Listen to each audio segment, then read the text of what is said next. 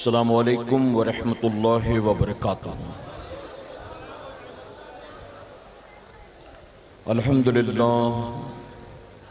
अल्हम्दुलिल्लाहि रब्बिल आलमीन वल आक़िबतु लिल मुत्तक़ीन वस्सलातु वस्सलामु अला सय्यदिल अंबिया वल मुरसलीन अम्मा बाद फ़ौज़ बिल्लाहि मिनश शैतानिर रजीम बिस्मिल्लाहिर रहमानिर रहीम।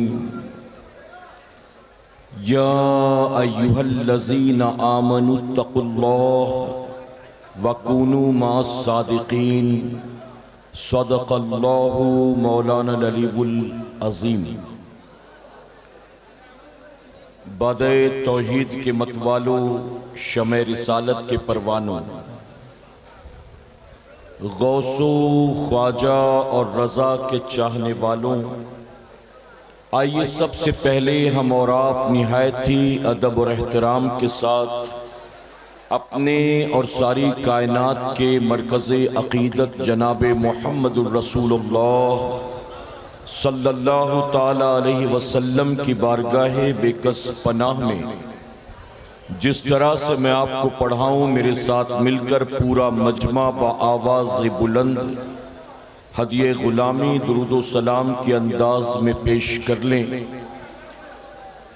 अस्सलातु वस्सलामु अलैका या रसूलल्लाह। देखिए, मैं एक बात आपसे कह दूं कि अगर मेरी तकरीर ना भी हो ना तो मुझे कोई फ़र्क नहीं पड़ता। उसकी वजह यह है कि मैं तकरीबन हर रात तकरीर करता हूँ और ऐसे माहौल में मैं नहीं करता हूँ। और आपको ये भी बता दूँ कि सैयद अमीनुल कादरी साहब किबला भी यहाँ आएंगे और ये माहौल देखकर वो भी बयान नहीं करेंगे, तो आप सिर्फ ज़ियारत कर लीजिएगा, तकरीर तो आप नहीं सुन सकेंगे। मैं आपको पहले बता देता हूँ।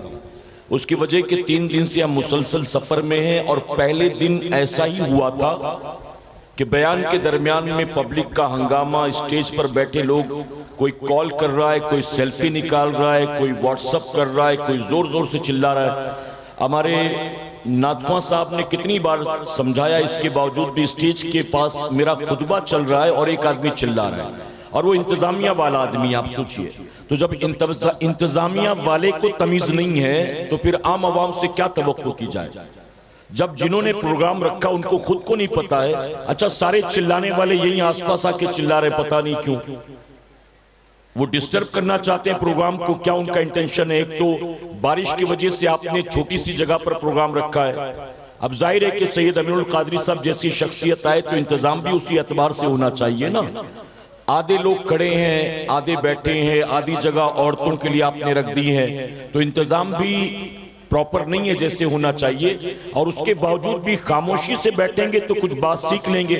ये जो हंगामा आप बपा कर रखते हैं ना, उससे कुछ फायदा नहीं होना है। और बुरा मत मानिएगा, यही वजह है कि जलसे हमारे यहाँ साल भर होते हैं लेकिन कौम में कोई तब्दीली नहीं आती, रहते हैं वैसे के वैसे।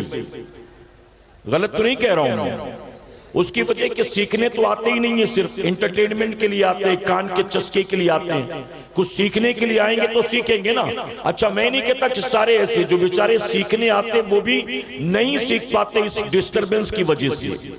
जिक्र हुसैन की महफिल में आए हो, अगर आपको कोई नबी की नात सुना रहा है तो नबी की नात से बढ़कर कोई और बात हो सकती है? फिर आपसी बातें कर रहे हो आप। कोई नबी की नात सुना और आप आपसी बातें कर रहे हो। हुजूर के जिक्र से बेहतर कोई और बात हो सकती है? उलमा आकर तकरीर कर रहे हैं, आपको कुरान की आयात सुना रहे हैं, हदीस मुबारक, और आप आपसी गुफ्तगू में लगे हो। यही सब करना था तो आप आए क्यों? आप मुझे बताइए।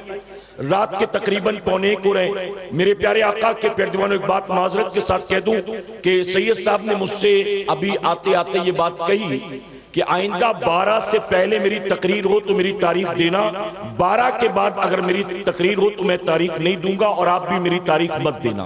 अब आप सोच लीजिए, 1:15 बजे मुझे माइक दिया गया है तो सैयद साहब को माइक कब मिलेगा?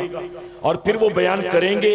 उसकी वजह यह है कि जब वो आएंगे तब तक आप थक चुके होंगे, तो फिर वो बयान कैसे करेंगे? और वो कहते हैं मैं कुछ चाहता हूं सिखाना, लेकिन लोग भी तो सीखने के काबिल होने चाहिए ना।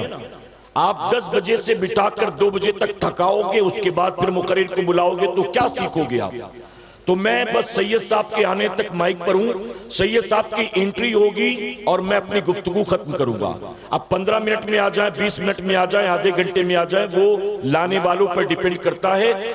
मैं बहुत देर से आकर बैठा हूं, आपने देखा जब मैं आया तो उसके बाद फिर आपने अपने मेहमान को जो बहुत दूर से सफर करके आए उन्हें नातवानी के लिए आपने दिया, और उसके बाद भी फरमाइशों का सिलसिला खत्म नहीं होता, और आपने इतनी दूर से बुलाया तो जाहिर है कि मेहमान को मौका मिलना ही चाहिए। अब मैं भी ज्यादा देर तक नहीं बोलूंगा और फिर सैयद साहब कब तक बोलेंगे उन पर डिपेंड करता है और आपके सुनने पर डिपेंड करता है, ठीक है? तो मैंने ये आपको शुरू में बता दिया, दुरूद शरीफ पढ़ाने से पहले बता दिया, क्योंकि आप तो दुरूद पढ़ने के लिए भी तैयार नहीं थी, इतना डिस्टर्ब कर रहे थे। आप दुरूद शरीफ पढ़ाओ, पढ़ेंगे आप साथ में? मेरे प्यारे आका के पैर दीवानों में आपको बता दूं, चाहे सैयद अमीनुल कादरी साहब किबला हो, चाहे ये फकीर हो, चाहे सैयद मोहम्मद कादरी साहब किबला हो और दीगर तहरीक सुन्नी दावत इस्लामी के जिम्मेदारान मुबल्लिगीन, हमारा ताल्लुक आलमी तहरीक सुन्नी दावत इस्लामी से है और हमारी तहरीक जो है ये लोगों की तरबियत करती है। हमारी गुफ्तगू अक्सर जो है वो इस्लाही होती है। हम कौम को कुछ देना चाहते, वही रिवायती अंदाज या वही रस्म व रिवाज का तरीका नहीं, बल्कि हम आने वाले मजमे को कुछ देने की कोशिश करते हैं, लेकिन आने वाले लोग भी तो लेने के लिए तैयार हो।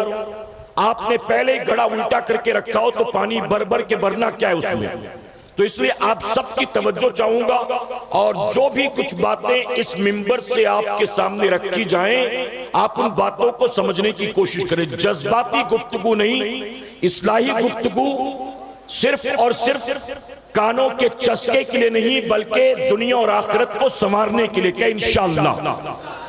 तो इजाजत हो तो शुरू करूं मैं? आप मेरे साथ मिलकर पढ़ेंगे इंशाअल्लाह। मैं खवातीन से गुजारिश करूंगा कि वो धीमी आवाज में और मर्द हज़रात बुलंद आवाज में। अच्छा, मैंने अभी देखा कि औरतों के लिए जो इंतजाम है, औरतें, मोहम्मद अली भाई ने मुझे बताया तो मैंने गौर नहीं किया, तो औरतों ने अपने इंतजाम वाला हिस्सा छोड़कर शायद वो भी बाहर के हिस्से में आ गए और मर्दों के हिस्से पर उन्होंने भी कब्जा कर रखा, इसलिए अक्सर लोग खड़े हैं। बहरहाल आप जहां भी खड़े, अल्लाह आप सबको जज़ाए खैर अता फरमाए। अब चूंकि ये महफिल इख्तिताम की तरफ बढ़ रही है और आखिरी कड़ी की शक्ल में आपको औलादे गौसे आजम का खिताब सुनना है, तो मैं गुजारिश करूंगा कि जहां भी जिस तरह भी हो सके आप बैठ जाएं। आप बैठकर सुनेंगे तो जाहिर है कि आपको बासानी बात समझ में आएगी और सीखने का मौका मिलेगा, और चलते फिरते माहौल में सुनना चाहेंगे तो कुछ बात समझ में आने वाली नहीं है, ठीक है? तो खवातीन धीमी आवाजों में और मर्द हज़रात बुलंद आवाजों में मेरे साथ मिलकर पढ़ें। अस्सलातु वस्सलामु अलैका या रसूल अल्लाह, अस्सलातु वस्सलामु अलैका या हबीब अल्लाह, अस्सलातु वस्सलामु अलैका या नबी अल्लाह, वअला आलिका व अस्हाबिका या नूर अल्लाह सल्लल्लाहु ताला अलैहि वसल्लम। रब्बे काबा की बारगाह में दुआ है कि मेरे करीम हम तमाम हाजरीन और सामीन को तू माहे मुहर्रमुल हराम के फयूज़ व बरकात से भरपूर माला माल फरमा। मौला, हम गुनाहगारों को, हमारे वालिदैन को, हमारी क़यामत तक आने वाली तमाम नस्लों को सही मायनों में अस्हाबे रसूल और आले रसूल से सच्ची पक्की मोहब्बतों की तौफीक नसीब फरमा। और इस वक्त पूरी दुनिया में जहां कहीं उम्मते मुस्लिमा परेशान हाल है, यहूदो नसारा के जुल्म और ज्यादतियों का शिकार है, मौला सबको अपना हिफ्ज़ व अमान अता फरमा और हर मुसलमान के जान व माल व इज्जत व आबरू की हिफाजत फरमा। शहीदों को तो होना चाहिए नाज़ा शहादत पर, शहीदों को तो होना चाहिए नाज़ा शहादत पर, हुसैन इब्ने अली तुम पर शहादत नाज करती है। और जो दहकती रेत के बिस्तर पे सोया वो हुसैन, जो दहकती रेत के बिस्तर पे सोया वो हुसैन, जो जवां बेटे की मैयत पे न रोया वो हुसैन, अपना सब कुछ खो के फिर भी कुछ न खोया वो हुसैन, मर्तबा इस्लाम का जिसने दुबाला कर दिया, मर्तबा इस्लाम का जिसने दुबाला कर दिया, खून ने जिसके दुआलम में उजाला कर दिया। और ऐ करबला की खाक उस एहसान को न भूल, ऐ करबला की खाक उस एहसान को न भूल, तड़पी है तुझ में लाशे जिगर गोशे रसूल। मेरे प्यारे आका अलैहिस्सलातु तस्लीम के प्यारे दीवानों, जिक्रे शोहदाए करबला की महफिल है। अल्लाह रब्बुल इज्जत की बारगाह में दुआ है कि मेरा करीम करबला वालों के नाम पर महफिल के सजाने वालों का सजाना और दूर दराज से हमारा और आपका यहाँ आना कबूल फरमाए।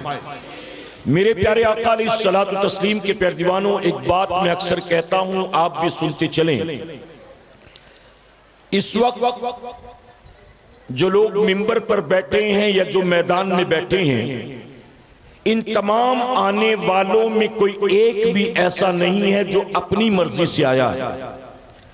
जिक्रे हुसैन की बाबरकत महफिल में वही आए हैं जिन्हें मेरे रब ने तौफीक अता फरमाया है। तो बिना रब की तौफीक से ऐसी महफिल में कोई आ नहीं सकता।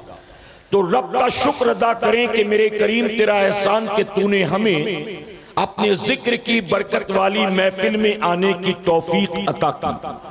आप जानते हैं जहां इस वक्त हम बैठे हैं, बज़ाहिर ये जमीन का एक हिस्सा है, लेकिन मेरे आका सल्लल्लाहु अलैहि वसल्लम ने जमीन के इस हिस्से को कोई मामूली जमीन का हिस्सा नहीं फरमाया, बल्कि मेरे आका सल्लल्लाहु अलैहि वसल्लम फरमाते हैं जमीन पर जहां अल्लाह के जिक्र की महफिल सजा करती है, अल्लाह जमीन के उस हिस्से को जन्नत का बाग बना देता है। तो इस वक्त हम जमीन के मामूली हिस्से पर नहीं बल्कि जन्नत के बाग में बैठे हैं। कहां बैठे हैं? और ये किसी मौलवी का कौल नहीं बल्कि इमामुल अंबिया का कौल है। मेरे नबी फरमाते हैं जहां जिक्र की महफिल सज जाए, अल्लाह जिक्र की बरकत से जमीन के उस हिस्से को जन्नत का बाग बना देता है। तो ये जमीन का हिस्सा आपके और मेरे आने से नहीं बना, ये जमीन का हिस्सा जन्नत का बाग अल्लाह के जिक्र से बना है। अब पता चला खुले मैदान में अल्लाह का जिक्र हो तो अल्लाह उस जमीन के हिस्से को जन्नत का बाग बना देता है। किसी खेत खलियान में अल्लाह का जिक्र हो तो अल्लाह उसे जन्नत का बाग बना देता है। अगर हमारे घर में भी हम अल्लाह का जिक्र करें तो यकीन जाने अल्लाह महबूब के फरमान के सदक़े हमारे घरों को भी जन्नत का बाग बना देगा। और जब घर जन्नत का बाग बनेगा तो जन्नत में कोई परेशानी है, जन्नत में कोई मुसीबत है, जन्नत में कोई बीमारी है, जन्नत में कोई शिकायत है? मेरे प्यारे आका के प्यारे दीवानों, जन्नत में अल्लाह की रहमत है, अल्लाह की नेमत है, अल्लाह की बरकत है। जहां जन्नत है वहां तो बस नेमत ही नेमत है। अगर चाहते हो कि अल्लाह हमारे घरों को भी जन्नत का बाग बनाए तो साल में एक मर्तबा मैदान में जमा होकर सालाना जलसे के नाम पर सिर्फ और सिर्फ उस जमीन के टुकड़े को जिक्र की बरकत से जन्नत का बाग न बनाया करो, बल्कि अपने घर में साल भर अल्लाह का जिक्र किया करो। जितना जिक्र करते जाओगे अल्लाह घर को उतना ही जन्नत का बाग बना देगा। अब मेरे प्यारे आका के प्यारे दीवानों, एक बात और सुन लें। ये बात समझ में आई आपके? अब जितनों ने ये मान लिया कि जन्नत का बाग, जरा वो कहें सुभान अल्लाह। अब जन्नत के बाग में बैठे हो, बताइए जन्नत के बाग में कोई अपनी मर्जी से दाखिल हो सकता है? जन्नत के बाग में कोई अपनी मर्जी से जा सकता है? आप दुनिया में किसी के बाग में अपनी मर्जी से नहीं जा सकते जब तक के बाग का मालिक इजाजत ना दे। जब दुनिया में बाग के मालिक की इजाजत के बगैर उसके बाग में जा नहीं सकते, जो जन्नत के बाग में जाहिर है कि अपनी मर्जी से आकर नहीं बैठे, बल्कि जन्नत के मालिक की मर्जी से आकर बैठे हुए हैं। अब जन्नत के बाग में उलमा मौजूद है, सुने आप।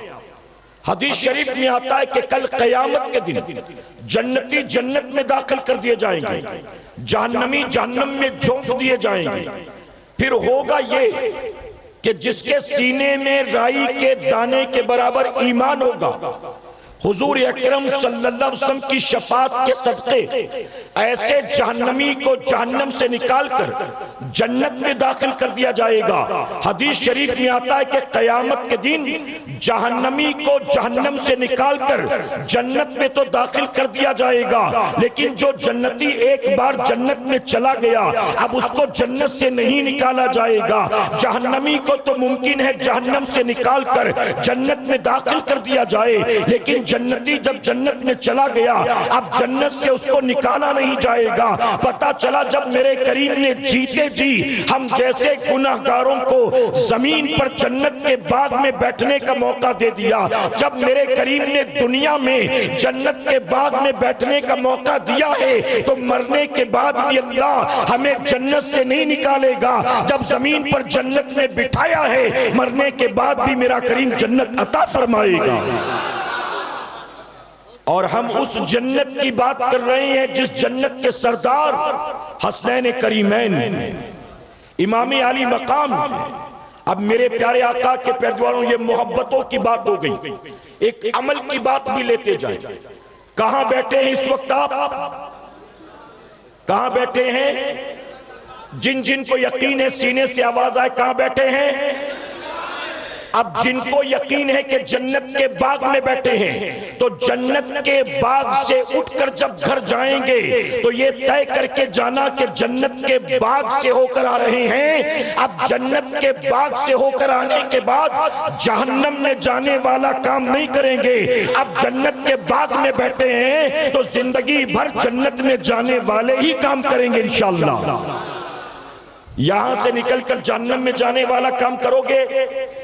शबे बरात में मेरे नबी ने फरमाया कबीले बनु कल्ब की बकरियों के बालों के बराबर अल्लाह जहन्नमियों को जहन्नम से आजाद कर देता है।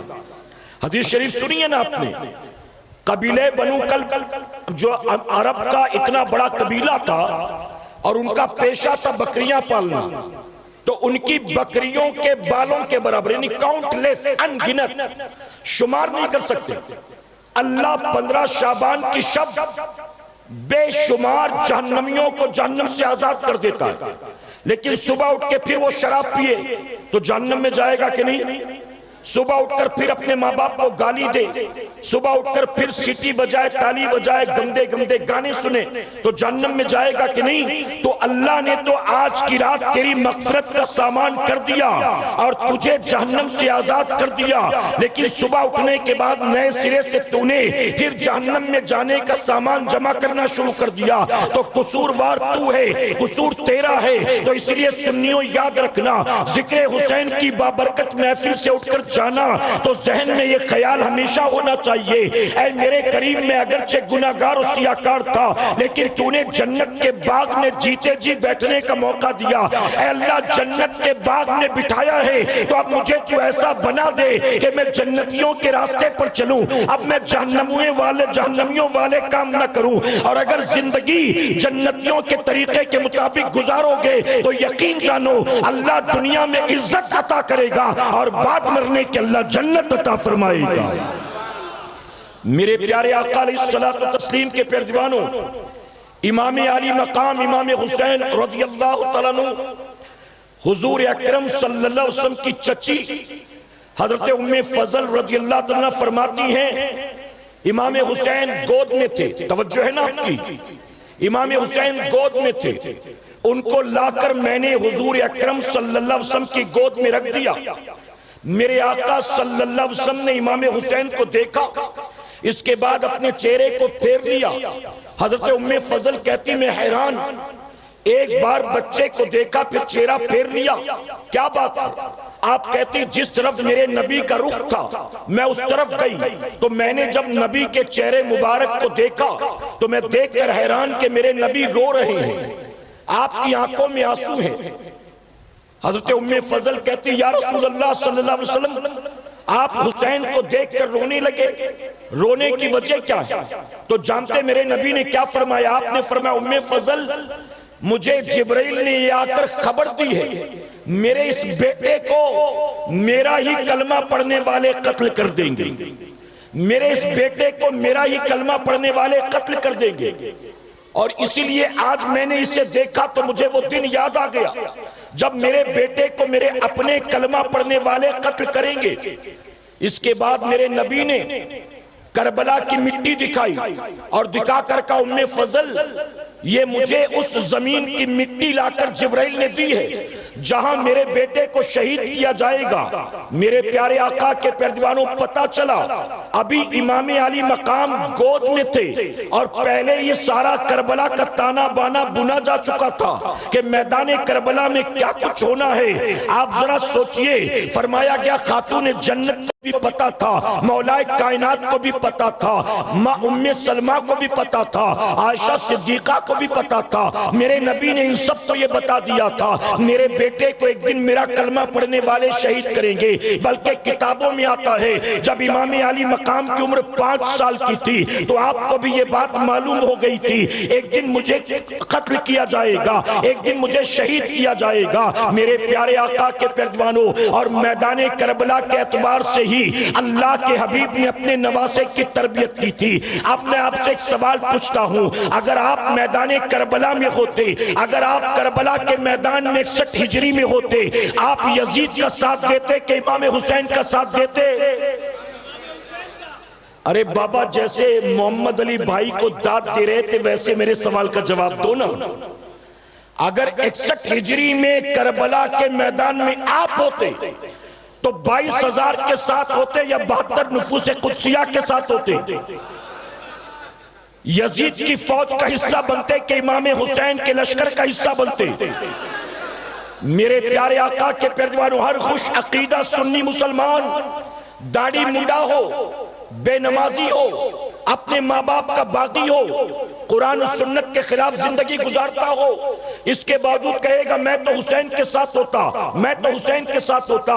जानते हो, कभी कभी मैं कहता हूं अगर हम उस दौर के काबिल होते अल्लाह यकीनन हमें उस दौर में पैदा करता। बहुत से लोग कहते काश कितना अच्छा होता हम भी हुजूर के जमाने में पैदा हुए होते, काश हमें भी हुजूर के चेहरे बद्दुआ की जियारत का मौका मिला होता, काश हम भी मदीने के रहने वाले होते। मैं कहता हूं ये तमन्ना बड़ी अच्छी है, ये तेरी आरज़ू बहुत अच्छी है, लेकिन तुझे ये बात माननी होगी हम उस दौर में पैदा होने के लायक नहीं थे। हम उस दौर के लायक होते तो यकीनन अल्लाह हमें उस दौर में पैदा करता। याद रखना सुन्नियों, उस दौर में हलवा जर्दा खाने वालों की जरूरत नहीं थी, उस दौर में जरूरत थी कोड़े खाने वालों की, उस दौर में जरूरत थी तीर तलवार खाने वालों की। आज हम सुन्नियों की पोजीशन ये है, हम गौसे आजम की नियाज खाते हैं, हम गरीब नवाज का लंगर खाते हैं, इमाम हुसैन के नाम का शरबत पीते हैं, हम बुजुर्गों के नाम की डेगे साल भर खाते हैं और इसके बावजूद फजर की नमाज नहीं पढ़ते, जोहर की नमाज नहीं पढ़ते, असर मगरिब और इशा की नमाज नहीं पढ़ते। बुजुर्गों के नाम पर जिस मुंह से नजरो नियाज खाते हैं उसी मुंह से शराब भी पीते हैं, उसी मुंह से झूठ भी बोलते हैं, उसी मुंह से गाली भी देते हैं। अरे जिस मस्जिद के इमाम के पीछे हफ्ते में एक बार जुमा की 2 रकात पढ़ते हैं, पूरे हफ्ते उसी इमाम को गालियां भी उसी मुंह से देते हैं।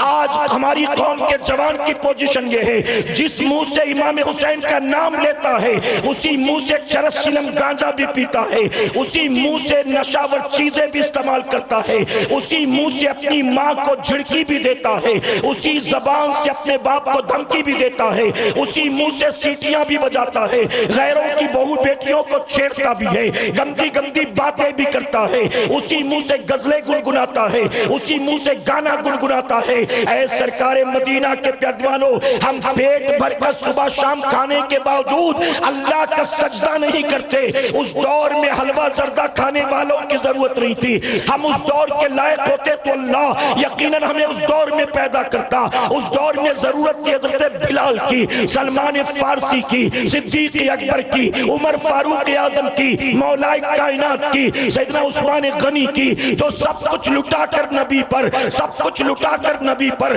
अल्लाह का शुक्र अदा किया करते थे। ऐ सरकारे मदीना के प्यादवानों, आप जरा सोचे कि नबी के वो सहाबा जिनको नबी ने दुनिया में बैठे बैठे जन्नत का परवाना अता कर दिया, अरे जन्नत के खुद मालिक ने जन्नत का मुजदा अता कर दिया, फिर भी उनकी जिंदगी में कभी बेअमली नजर नहीं आती। सैयदना उस्मान गनी ने अपनी जिंदगी में मेरे नबी से 3 मरतबा जन्नत को खरीदा है। आप जानते हो जन्नत को खरीदा है उस्मान गनी ने, और मेरे आका ने उस्मान गनी से कहा था, उस्मान अब तुम चाहे जो करो तुम्हें कोई चीज नुकसान नहीं पहुंचा सकती, अब तुम चाहे जो करो तुम्हें कोई चीज नुकसान नहीं पहुंचा सकती।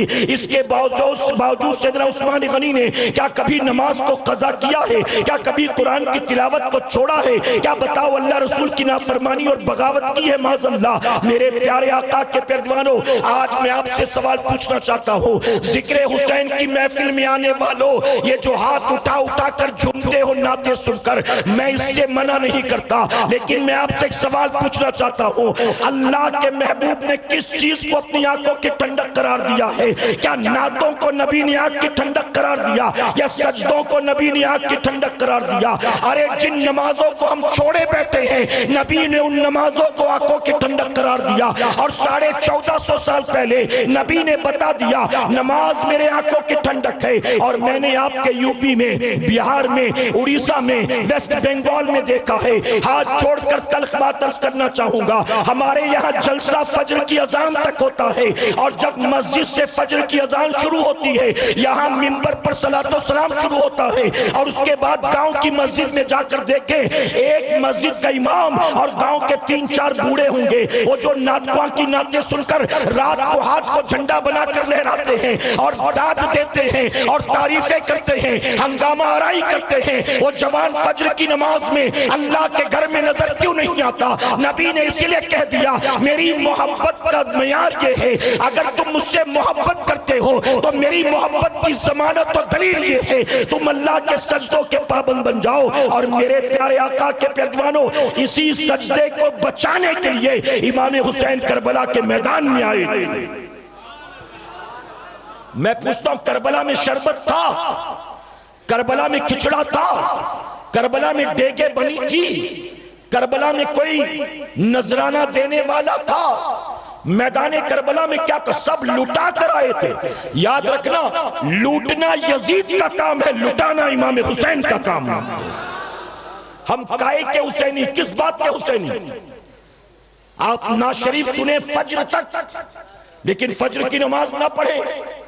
आप हर आसपास के 25 गांव का जलसा अटेंड करें, आज फला गांव में वो आ रहे, चलो हम जाएंगे, आज फला गांव में दस्तारबंदी, चलो जाएंगे, आज फला गांव में उससे चलो जाएंगे। आप साल भर ये सब कुछ करते रहें और नमाज के पाबंद ना बने, तो मैं मिंबर पर मौजूद हूं, उलमा की जिम्मेदारी, उलमा की मौजूदगी में जिम्मेदारी के साथ कहूंगा, अगर आपने नमाज पंजगाना की पाबंदी नहीं की, मेरे नबी ने फरमाया कयामत में सबसे पहला हिसाब नमाज का होगा। अगर नमाज सही है, सब कुछ अल्लाह कबूल कर लेगा, और नमाज सही नहीं है तो जो कुछ लेकर आया है वो सब उठाकर मुंह पर मार दिया जाएगा। मेरे इमाम ने आला हज़रत अज़ीमुल बरकत ने फरमाया, नमाज इशा के बाद दीनी महफिल में शिरकत की वजह से फजर की नमाज कज़ा होने का अंदेशा है, तो दीनी जलसे में मत जा, सो जा, ताकि फजर की नमाज तू अदा कर सके। ये मेरे इमाम ने कहा, सो जा। आज हमारे यहां मनकबत पड़ी जाती है आला हज़रत की, आला हज़रत का नाम लेते ही अवाम चार्ज हो जाती है, अवाम के अंदर एक अलग ही जज्बा पैदा हो जाता है आला हज़रत के नाम को सुनकर। लेकिन आला हज़रत के फरमान पर कितने % लोग अमल कर रहे हैं? आला हज़रत ने नमाज की पाबंदी के लिए नहीं कहा, आला हज़रत ने दाढ़ी रखने के लिए नहीं कहा, आला हज़रत ने कुरान की तिलावत के लिए नहीं कहा, मेरे प्यारे आका अलैहिस्सलातु तस्लीम के परदीवानों, दिन रात अल्लाह की नेमतें खाने के बाद अल्लाह का सजदा करने को ये कौम तैयार नहीं है। और उसके बाद कहते हजरत मारे जा रहे हैं, हजरत देखिए तंग किए जा रहे हैं, हजरत देखिए हमको नौकरी नहीं मिलती, हजरत देखिए हम जहां जाते हैं तासुब की वजह से हम आगे नहीं बढ़ पाते। मैं कहता हूं पूरी दुनिया के सामने अपना ये शिकवा शिकायत करना बंद कर दे। जिस दिन से कौम मुस्लिम ने अपने रब की बारगाह में सच्चे दिल से तौबा कर ली, रब की बारगाह में पलट आया और रुजू कर लिया, मैं जिम्मेदारी के साथ कहता हूं और ये बात हमेशा से कहता हूं, ऐ हिंदुस्तान के मुसलमानों, जिस दिन तुमने अल्लाह की बारगाह में तौबा की और अपने रब की बारगाह में तुमने रुजू कर लिया, अल्लाह तुम्हें उसी दिन वो इज्जत दोबारा अता करेगा जो इज्जत अल्लाह ने सुल्तानुल हिंद गरीब नवाज को अता फरमाया। इमाम आली मकाम इमाम हुसैन रज़ियल्लाहु ताला अन्हु अपनों की लाशों के सामने सजदा न छोड़े। इमाम हुसैन 3 दिन के भूखे प्यासे रहकर सजदा न छोड़े। इमाम हुसैन यकीन था कि 22,000 नंगी तलवारें मेरे खून की प्यासी, सजदे में सर झुका तो उठाने का मौका नहीं मिलेगा, फिर भी सजदा न छोड़े। और आज इमाम हुसैन के नाम पर जलसा होता है, आने वाले इशा पढ़कर नहीं आते और जाने के बाद फजर की नमाज में नजर नहीं आते और कहते हम हुसैनी लोग हैं, हुसैनी लोग हैं। काय के हुसैनी? महज ताजिए के, रस्मो रिवाज के, जबानी जमा खर्च के, उनके नाम पर कुछ खाने पीने को मिल जाए, उनके नाम पर 100-200 चंदा दे दे, उनके नाम पर गांव में एक बड़ा जलसा कर, बस यही। इमाम आली मकाम से मोहब्बत है तो याद रखना, हुसैन से मोहब्बत जबानी जमा खर्च का नाम नहीं है। अपने इमाम के नक्शे कदम पर चलना ये इमाम की मोहब्बत है, अपने इमाम की सीरत को अपनाना ये इमाम की मोहब्बत है। इमाम हुसैन का तकवा कैसा था, आपकी शब बेदारी कैसी थी, आपकी इबादत का आलम कैसा था, आपके खौफे खुदा का आलम कैसा था, आपके इश्क़ रसूल का आलम क्या था, इमाम आली मकाम के सजदे कैसे थे, इमाम आली मकाम की तिलावत कैसी थी, इमाम आली मकाम का इखलाक कैसा था, इमाम आली मकाम का किरदार कैसा था, हमें कुछ भी नहीं पता है। हम महज रस्मो रिवाज वाले हुसैनी हैं। हुसैन के नाम पर जमा हो जाओ, नारा लगा लो और कुछ खा पी के गुजर जाओ, अपनी जिंदगी में कोई तब्दीली नहीं लाना। ऐ मेरी कौम के जवानों में आपसे सवाल पूछता हूँ, हर सुबह उठकर चेहरे से दाढ़ी मुंडाना ये हुसैन का काम है कि यजीद का काम है? किसका काम है? आज मुसलमानों में 80% आपको दाढ़ी मुंडे मिलेंगे कि नहीं मिलेंगे? पूछो उनसे यजीदी हो कि हुसैनी, कहेगा हुसैनी है, हुसैनी। हुसैनी होकर काम वो करता है जो काम इमाम हुसैन के दुश्मन ने किया। इमाम हुसैन खुश होंगे? हाँ, आपके वालिद साहब अगर आपको कहें कि फला आदमी के साथ आइंदा कभी नजर मत आना, अब आप उसी के साथ उठते बैठते खाते पीते हैं तो वालिद साहब को अच्छा लगेगा? जी, एक आदमी आपके अब्बा को दिन रात गाली देता है और आपका उससे याराना हो गया है उस आदमी से, अब्बा को अच्छा लगेगा? जी, अरे आपके छोटे बच्चे ने कोई गलती की और इस गलती पर किसी ने उसका कान मरोड़ दिया या थप्पड़ मार दिया, फौरन आपके तेवर बदल जाते। आप कहते हो अगरचे मेरे बच्चे ने गलती की, आपने हाथ कैसे उठाया, मुझे बताना था। आपको यह हक किसने दिया, आपने क्यों मारा मेरे बच्चे को? अगरचे माँ बाप जानते हैं कि मेरा बच्चा शरारती है, बदमाश, फिर भी कहते आपको किसने इजाजत दी मारने की? आप मुझसे शिकायत करते मैं मारता, आपने कैसे मारा? आपको औलाद से इतना प्यार, आपको माँ बाप से इतना प्यार, लेकिन इमाम हुसैन से कितना प्यार। दावा करते हो हुसैन से मोहब्बत का और काम वो करते हो जो इमाम हुसैन का दुश्मन यजीद पलीद करता था। मेरे प्यारे आका के प्यारे दीवानों, मेरी 2 बातें जहन में महफूज कर लीजिए। आप तवज्जो है ना आपकी जो सुन रहे हैं कि सुभान अल्लाह। मैंने कहा ना, एक टाइम के बाद में आदमी इंतजार करता है कि अब कोई और आए, अब कुछ और हो। यही वजह कि थोड़ा अपना प्रोग्राम जो थोड़ा शॉर्ट होना चाहिए ताकि सबको प्राइम टाइम मिल सके और सीखने वाले भी सही तौर पर सीख सके। अब आप मुंतजिर हैं सैयद साहब के, मैं जानता हूं, और इसीलिए बहुत से लोग दाएं बाएं देख रहे, कुछ लोग सुन रहे हैं। मैं 2 बातें अर्ज करता हूं, तवज्जो से सुनिएगा, इजाजत है आपकी? जो सुनना चाहते कहे जरा सुभान अल्लाह। मेरे प्यारे आका अलैहिस्सलातु तस्लीम के प्यारे दीवानों, हम मैदाने करबला में होते तो यकीनन इमाम हुसैन के लश्कर का हिस्सा बन जाता, लेकिन हम मैदाने करबला में नहीं थे, आज हैं, लेकिन मिंबर पर मौजूद हूं, जिम्मेदारी के साथ ये बात कहता हूं, हम आज हैं लेकिन सही मायनों में इमाम हुसैन के आशिक बनकर, इमाम हुसैन के गुलाम बनकर, इमाम हुसैन के जानिसार बनकर अगर अपनी जिंदगी को गुजारोगे तो नतीजा क्या होगा? अगर पूरी जिंदगी अपने इमाम की सीरत को अपनाया, नक्शे कदम को अपनाया, उनके तरीके को अपनाया और इमाम के रास्ते पर चलता रहा, यजीद के तरीके के मुताबिक जिंदगी न गुजारी, इमाम हुसैन के तरीके के मुताबिक अपनी जिंदगी को गुजारा, तो नतीजा ये होगा हम मैदान करबला में इमाम हुसैन के लश्कर का हिस्सा तो नहीं बन सके, हुसैनी बनकर जिंदगी गुजारोगे, अल्लाह मैदान महशर में हमें इमाम हुसैन के काफिले का हिस्सा जरूर बना देगा। तो कयामत में इमाम हुसैन के काफिले का हिस्सा बनना है तो इमाम के नक्शे कदम पर चले कहीं इंशाअल्लाह।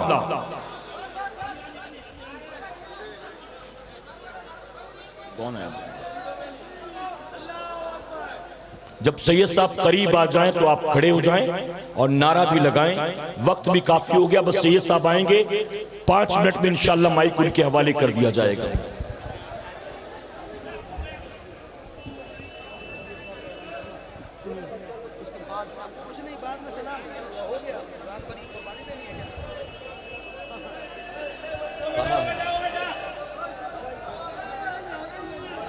नारे तकबीर, नारे रिसालत, मसला के आला हजरत, मसला के आला हजरत, फैजान आला हजरत, फैजान आला हजरत, सरकार हुजूर मुजाहिदे मिल्लत, जिक्रे हुसैन, जिक्रे हुसैन, कादरी दुल्हा, कादरी दुल्हा, नारे तकबीर, नारे रिसालत, नारे तकबीर, नारे रिसालत, औलादे गौसे आजम, औलादे गौसे आजम, नारे तकबीर।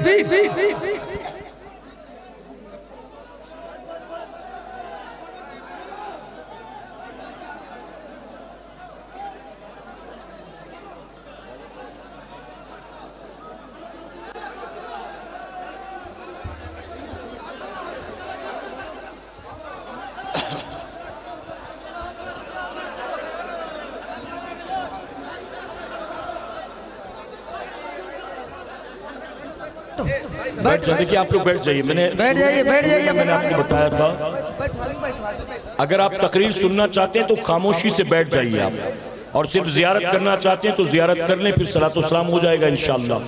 और तकरीर सुनना चाहते हैं तो स्टेज वालों को भी खामोशी मेंटेन करनी होगी। देखिए आवाम तो बैठ गई फटाफट, अभी ये स्टेज वाले खड़े हैं, ये भी फौरन बैठ जाए अपनी अपनी जगहों पर। तो जल्दी से मैं अपनी बात मुकम्मल करता हूं। दुरूद शरीफ पढ़ लें एक मर्तबा। अल्लाहुम्मा सल्ली अला नारे तकबीर, नारे रिसालत, औलादे गौसे आजम, औलादे गौसे आजम, नारे तकबीर। अभी बाकी है, बैठ जाओ, बैठ जाओ, बैठ जाओ। आप हजरात बराए मेहरबानी बैठ जाइए, बराए मेहरबानी आप हजरात बैठ जाए, बराए मेहरबानी आप हजरात भी बैठ जाएं। या रसूल अल्लाह जिंदाबाद। मेरे प्यारे आका अलैहिस्सलातु तस्लीम के पढ़, बस अब बैठ जाए। देखिए स्टेज वाले भी बैठ जाएं, स्टेज वाले भी बैठ जाएं, स्टेज वाले भी बैठ जाएं, बैठ जाएं जल्दी बैठो। एक मर्तबा दुरूद शरीफ पढ़ लें आप। अल्लाहुम्मा सल्ली अला सय्यदिना सनदिना मौलाना मौलाना मौलाना मोहम्मद सल्लल्लाहु अलैहि सलातु व सलाम अलैहि। मैं बस आखिरी बात अर्ज करता हूँ, इजाजत है आपकी जी? इजाजत है तो कहें सुभान अल्लाह। बस आखिरी बात, और उसके बाद इंशाअल्लाह फिर आज की इस महफिल पाक की आखिरी कड़ी इंशाअल्लाह औलादे गौसे आजम की शक्ल में आपके सामने मिंबर पर जलवा फरोज हैं। एक मरतबा दुरूद शरीफ पढ़ लें आप।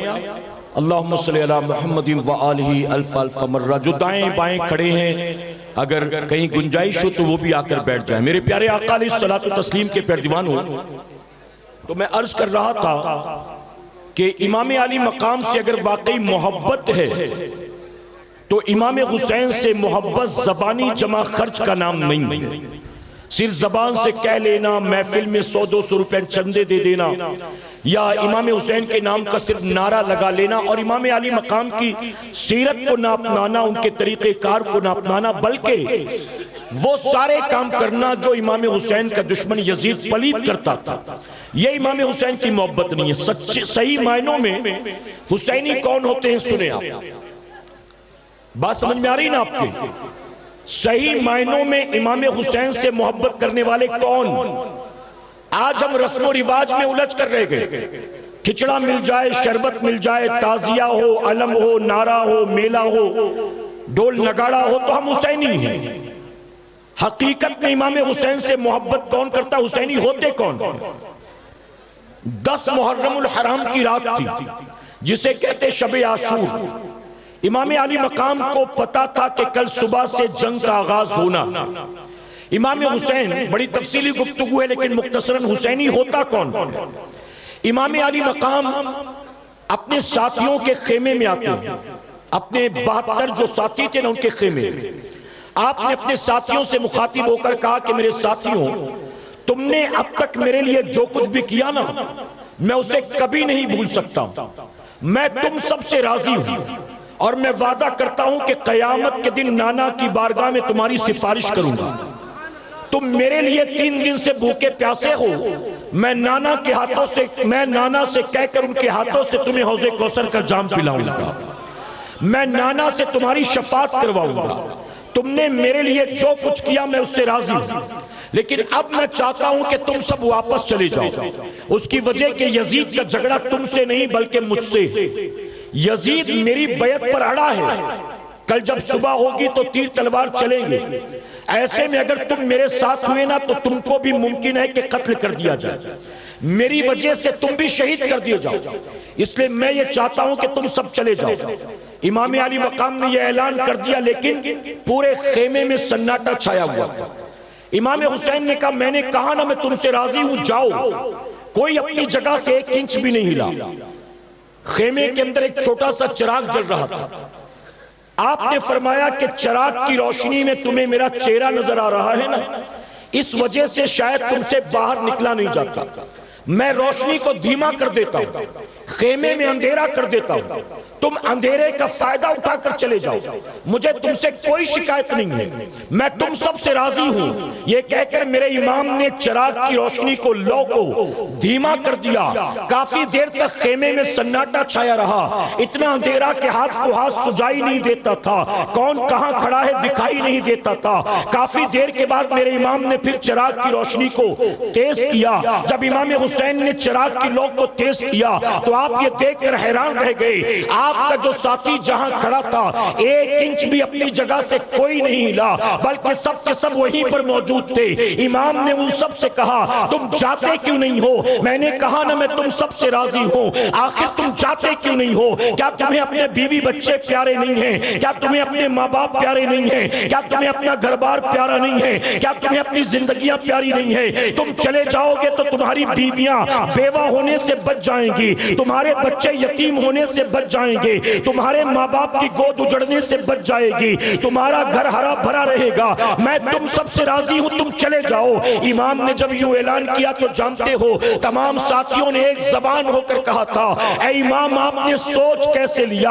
हम आपको यहाँ तन्हा यजीदियों के मुकाबले में छोड़कर चले जाएंगे। ऐ इमाम आपने सोचा कैसे?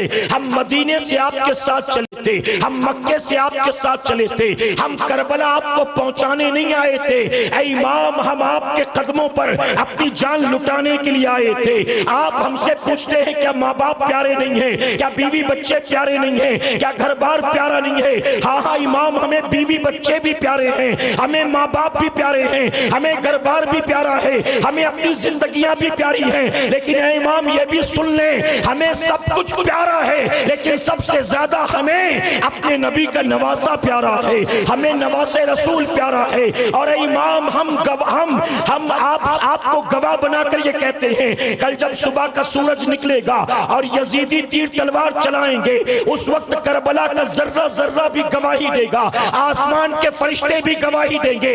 हम वादा करते हैं जब तक जिस्म के साथ रूह का रिश्ता जुड़ा रहेगा, हम आप पर आंच नहीं आने देंगे। जब तक रगों में खून मौजूद रहेगा, हम आप पर आंच नहीं आने देंगे। जब तक सांसें चलती रहेंगी, दिल धड़कता रहेगा, हम आप पर आंच नहीं आने देंगे। हम एक एक करके अपनी जानें कुर्बान करेंगे, तब यजीदियों को आप तक पहुंचने देंगे। और ऐ मुसलमानों, करबला की तारीख शाहिद है, जब 10 मुहर्रमुल हराम को जालिमों ने जंग का आगाज किया है, तो जब तक आखिरी साथी ने जामे शहादत नोश नहीं कर लिया, इमाम हुसैन मुकाबले में नहीं गए। एक एक साथी ने मैदान करबला में वादा वफा करके दिखा दिया। इसे कहते हैं हुसैनी होना। क्या उन्होंने खिचड़ा खाया था? उन्होंने शरबत पिया था? अरे वो तो 3 दिन के भूखे प्यासे थे। हम काय के हुसैनी हैं, हुसैन के नाम का नारा भी लगाएं और इसी जबान से गालियां भी देते रहें। इमाम हुसैन से मोहब्बत का दावा भी करें और हफ्ते भर एक वक्त की नमाज भी ना अदा करें। हम इमाम हुसैन के नाम का खिचड़ा शरबत भी खाएं पिए, उसी मुंह से शराब भी पीते रहें, उसी मुंह से दूसरों की बहू बेटियों को हम गंदी जबान से बुरी भली बातें कहते रहें, उसी जबान से गालियां दे गिबत और चुगली करते रहें। हम किस बात के हुसैनी हैं? हुसैनी खाने पीने का नाम नहीं है। हुसैनी तो इमाम के ऊपर अपना सब कुछ कुर्बान करवाने वाले का नाम है। ऐ सरकारे मदीना के प्यारवानों, अब जाते जाते फिर वही एक बात आखिर में अर्ज करूंगा। हम मैदान करबला में नहीं थे, वरना इमाम हुसैन के लश्कर का हिस्सा बन जाते। हम उस वक्त नहीं थे, आज हैं। लेकिन पूरी जिंदगी अगर अपने इमाम के नक्शे कदम पर चलेंगे, अपने इमाम की सीरत को अपनाएंगे, अपने इमाम के तरीके को अपनाएंगे, तो इंशाअल्लाह अल्लाह हमें मैदान क़यामत में, मैदान महशर में इमाम हुसैन के काफिले का हिस्सा जरूर बनाएगा। अल्लाह अपने हबीब पाक के सदक़े हम सबको कहने सुनने से ज्यादा अमल की तौफीक अता फरमाए। दरमियाने गुफ्तगू मुझसे जाने अनजाने में कोई गलती खामी रह गई, आप सबको बिलखुसूस उलमा इकराम को गवाह बनाकर सच्चे दिल से तौबा करता हूँ। मेरा करीम मेरी तौबा कबूल फरमाए। और आज की हमारी इस महफिल को अल्लाह इमाम आली मकाम के सदक़े मैदान क़यामत में हम सब के लिए, हमारे वालिदैन के लिए बख्शिश और निजात का सबब बनाए। वमा अलैना इल्लल बलाग। एक ऐलान करना चाहूंगा मेरे प्यारे आका अलैहिस्सलातु तस्लीम के प्यारे दीवानों, इस वक्त आपके गांव का ये पूरा जलसा जो है लाइव टेलीकास्ट हो रहा है आलमी तहरीक सुन्नी दावत इस्लामी के ऑफिशियल यूट्यूब चैनल पर, जिसका नाम है SDI सुन्नी दावत इस्लामी का शॉर्ट फॉर्म है SDI। आप यूट्यूब पर इसको सर्च कर लें, मिल जाए तो सब्सक्राइब कर लें। और आज सैयद साहब का बयान अच्छा लगे तो लिंक को कॉपी करके जो नहीं आए उनके साथ शेयर करने की कोशिश करें। और फिर कल हमारा बयान जहां होगा, परसों जहां होगा, अगर उसे भी सुनना चाहते हैं, ऑनलाइन सुन्नी दावत इस्लामी के तमाम इज्तिमात में शरीक होना चाहते हैं, तो आप बेल आइकन पर भी जरूर क्लिक कर दें। बेल आइकन पर क्लिक करेंगे, जैसे ही कोई नया बयान अपलोड होगा या जैसे ही कोई नया इज्तिमा लाइव होगा, आपको आपके मोबाइल पर नोटिफिकेशन मिल जाएगा। तो SDI चैनल को आप जरूर सब्सक्राइब कर लें। अल्लाह हम सब पर अपना खास फजल करम फरमाए। अस्सलामु अलैकुम व रहमतुल्लाहि व बरकातहू।